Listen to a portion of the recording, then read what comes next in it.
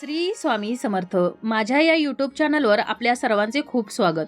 स्वामी महाराजांच्या कृपेने आपल्या सर्वांच्या सर्व इच्छा मनोकामना पूर्ण होत येणारा प्रत्येक दिवस हा सुखात, समाधानात आणि आनंदात जाओ ही स्वामींचरणी प्रार्थना करते आणि आपल्या आजच्या या व्हिडिओला सुरुवात करते. तर 9 नोव्हेंबर रोजी आले आहे वसुबारस आणि याच दिवशी आहे रमा एकादशी. तर या दिवशी आपल्याला तुळशीला एक वस्तू अर्पण करायची आहे. ही वस्तू अर्पण केल्यानं आपल्याला अखंड सौभाग्य प्राप्त होणार आहे, लक्ष्मी प्राप्ती होणार आहे आणि धनप्राप्तीसाठी हा अत्यंत प्रभावी असा उपाय आहे.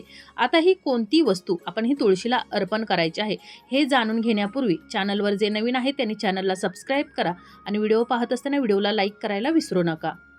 दरवर्षी कार्तिक महिन्याच्या कृष्ण पक्षातील एकादशी तिथीला हा रमा एकादशीचा उपवास करण्यात येतो. या दिवशी भगवान विष्णू यांची पूजा केली जाते आणि उपवास केला जातो. तर सर्व एकादशींपैकी रमा एकादशी ही सर्वात महत्त्वाची आणि शुभ एकादशी मानली जाते. तसेच यावेळी भगवान विष्णूंना अत्यंत प्रिय असलेली ही रमा एकादशी गुरुवारी येत असून याच दिवशी रमा एकादशीला गोवस्त द्वादशीचा देखील योगायोग आहे आणि यामध्ये गाई मातेची पूजा केली जाते आणि तिला वसुबारस असं देखील म्हटलं जातं आणि या गायीच्या पूजेने माता लक्ष्मी आपल्यावर प्रसन्न होते. तसेच या दिवशी लक्ष्मी माता गाई मातेचं रूप धारण करते आणि म्हणूनच आपल्याला या दिवशी लक्ष्मी मातेचं आणि भगवान श्रीकृष्णांची देखील पूजा करायची आहे. तसंच या वसुबारस या दिवसापासून दिवाळी सणाला सुरुवात देखील होते. असा हा अनन्यसाधारण असा दिवस, अतिशय महत्त्वाचा दिवस आहे आणि या दिवशीच आपल्याला हा उपाय करायचा आहे. तुळशीला ही वस्तू अर्पण करायची आहे. तुळशी मातेची पूजा केल्यानं भगवान श्रीहरी प्रसन्न होतात असं म्हटलं जातं आणि कार्तिक महिन्यात भगवान श्रीहरी विष्णू आणि लक्ष्मी देवीची विशेष पूजा केली जाते. जिथं भगवान श्रीहरी विष्णू निवास करतात तर तिथं देवी लक्ष्मीचाही वास असतो आणि यामुळेच आपल्याला या रमा एकादशीला तुळशीला ही वस्तू अर्पण करायची आहे आणि ही वस्तू अर्पण केल्यानं तुळशी माता आणि लक्ष्मी माता आपल्यावर प्रसन्न होईल आणि आपल्या घराची भरभराट होणार आहे आणि आपल्याला अखंड सौभाग्याचा देखील आशीर्वाद प्राप्त होणार आहे. तर या रमा एकादशीच्या दिवशी आपल्याला पहाटे उठून आपल्या अंगणामध्ये आपल्याला हळदीच्या पाण्याचा सडा टाकायचा आहे. कारण हळद ही भगवान विष्णूंना अतिशय प्रिय असल्यामुळं आपल्याला हा सडा टाकायचा आहे. त्याचबरोबर दिवाळीचे 5ही दिवस आपल्याला आपल्या मुख्य दरवाजावरती, मुख्य प्रवेशद्वाराच्या उंबरठ्यावरती आपल्याला हळदीचे लेपन देखील करायचं आहे. त्यानंतर आपल्याला भगवान विष्णूंना गंगाजलाने अभिषेक करायचा आहे आणि भगवान विष्णूंना पिवळ्या रंगाची फुलं आणि तुळशीची पानं आपल्याला अर्पण करायची आहेत. आता ही तुळशीची पानं आपल्याला या गुरुवारी म्हणजेच एकादशीच्या दिवशी तोडायची नाही, तर आदल्या दिवशी ही तोडून ठेवायची आहेत आणि दुसऱ्या दिवशी ही तुळशीची पानं आपल्याला भगवान विष्णूंना अर्पण करायची आहेत आणि आपल्याला जर शक्य असेल तर या दिवशी उपवास अवश्य ठेवायचा आहे. तसेच भगवान विष्णूंची आपल्याला विधिवत पूजा करायची आहे, आरती करायची आहे आणि भगवान विष्णूंना आपल्याला अन्न अर्पण करत असताना यामध्ये तुळशीचा समावेश असावा. म्हणजेच नैवेद्य जो अर्पण करतो तर त्या नैवेद्यामध्ये आपल्याला तुळशीची पानं आपल्याला ठेवायची आहेत. त्याचबरोबर आपण या भगवान विष्णूंना पिवळ्या रंगाची मिठाई किंवा पिवळ्या रंगाची फळं ही अवश्य अर्पण करायची आहेत. असं म्हणतात की तुळशीशिवाय भगवान विष्णू अन्न स्वीकारत नाहीत आणि म्हणूनच आपल्याला हा नैवेद्य दाखवत असताना याच्यावरती तुळशीची पानं आपल्याला अवश्य ठेवायची आहेत. तसेच या दिवशी भगवान विष्णूंसोबत लक्ष्मी मातेची देखील आपल्याला पूजा करायची आहे. तर त्याचबरोबर आपल्याला या दिवशी दिवसभर ओम नमो भगवते वासुदेवाय नमः या मंत्राचा जप अवश्य करायचा आहे. तसेच आता या भगवान विष्णूंची माता लक्ष्मीची पूजा झाल्यानंतर, आपल्या देवघरातील देवांची पूजा झाल्यानंतर आपल्याला आपल्या तुळशीजवळ यायचं आहे. आता या दिवशी तुळशीचं निर्जला व्रत असल्यामुळं आपल्याला या तुळशीला पाणी अर्पण करायचं नाही. एकादशीच्या दिवशी आणि रविवारच्या दिवशी या तुळशीला पाणी अर्पण केलं जात नाही आणि म्हणूनच आपल्याला या दिवशी या तुळशीला पाणी अर्पण करायचं नाही.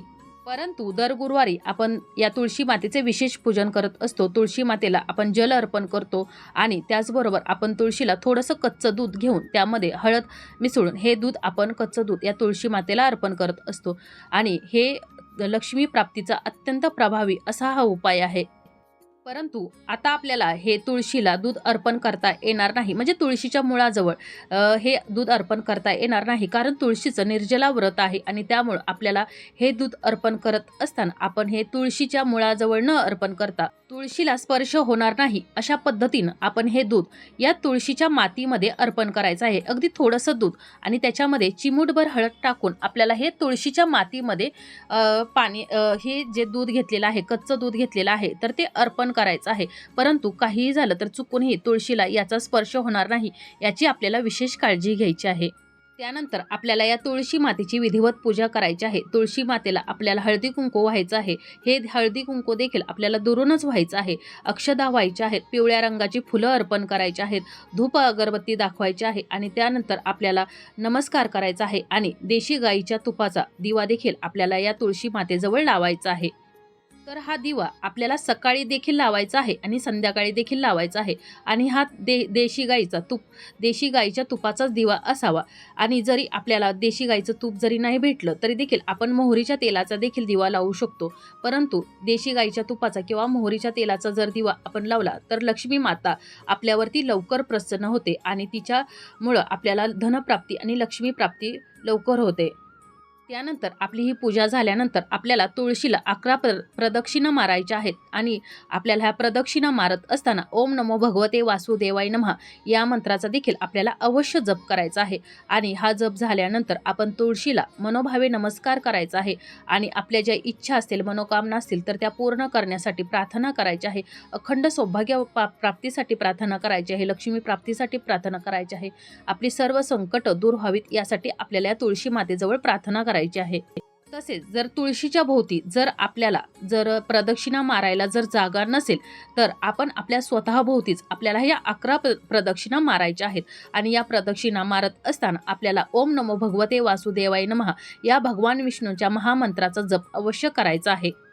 त्यानंतर आता आपल्याला ही तुळशीला जी वस्तू अर्पण करायची आहे तर ती वस्तू आपल्याला संध्याकाळी अर्पण करायची आहे आणि या दिवशी वसुबारस असल्यामुळे आपल्याला या दिवशी गाय आणि वासराची पूजा करायची आहे. जर आपल्या जवळपास कोठे गाय आणि वासरू असेल तर तिथं जाऊन आपल्याला या गाय आणि वासराची पूजा करायची आहे. आणि जर आपल्या जवळपास गाय नसेल तर आपण आपल्या घरीच आपण पाटावरती तांदळाने हे गाय आणि वासराचं चित्र काढून किंवा मूर्ती ठेवून आपल्याला या गाय आणि वासराची विधिवत पूजा करायची आहे. आणि या वसुबारसच्या दिवशी लक्ष्मी माता ही गायीचं रूप धारण करते आणि म्हणूनच आपल्याला या दिवशी गाय आणि वासराची अवश्य पूजा करायची आहे. तसेच आता ही जर पूजा करत असताना जर तुम्हाला मासिक धर्म असेल किंवा एखादी अडचण असेल किंवा जर एखादं सुतक असेल तरी तुम्ही ही पूजा करू शकत नाही. परंतु तुम्हाला जर कोणतीही अडचण नसेल आणि गाय वासरू असेल तर त्यांची पूजा करायची आहे आणि गायी वासरू नसेल तर आपल्या घरी आपण मूर्तीची विधिवत पूजा करायची आहे. तर आता आपल्याला या तुळशीला जी वस्तू अर्पण करायची आहे तर ती वस्तू म्हणजेच आपल्याला लाल रंगाचं वस्त्र आपल्याला या तुळशीला संध्याकाळच्या वेळेला अर्पण करायचे आहे. मग लाल रंगाची ओढणी असेल किंवा चुनरी असेल तर ही चुनरी आपल्याला ही सौभाग्याचं लक्षण मानलं जातं. लाल रंग हा सौभाग्याचं अखंड सौभाग्य प्राप्तीचं लक्षण आहे आणि ही सौभाग्य प्राप्तीसाठी धनप्राप्तीसाठी आणि लक्ष्मी प्राप्तीसाठी आपल्याला ही लक्ष्मी मातेला ही लाल रंगाची चुनरी किंवा ओढणी आपल्याला चुनरी किंवा ओढणी भेटली नाही तर आपण लाल रंगाचं नवीन वस्त्र या तुळशी मातेला अर्पण करायचं आहे. तर या वसुबारसच्या दिवशी गायीच्या रूपामध्ये लक्ष्मी असते आणि तुळशी मातेमध्ये देखील लक्ष्मी मातेचं रूप आहे आणि तुम्ही अशा प्रकारे ही वस्तू या तुळशी मातेला अर्पण केली तर तुळशी माता तर आपल्यावर प्रसन्न होणार आहेच, त्याचबरोबर भगवान विष्णू देखील आपल्यावर प्रसन्न होणार आहेत आणि लक्ष्मी माता आपल्याला अखंड सौभाग्य प्राप्तीचा, लक्ष्मी प्राप्तीचा, धनप्राप्तीचा आशीर्वाद देणार आहे.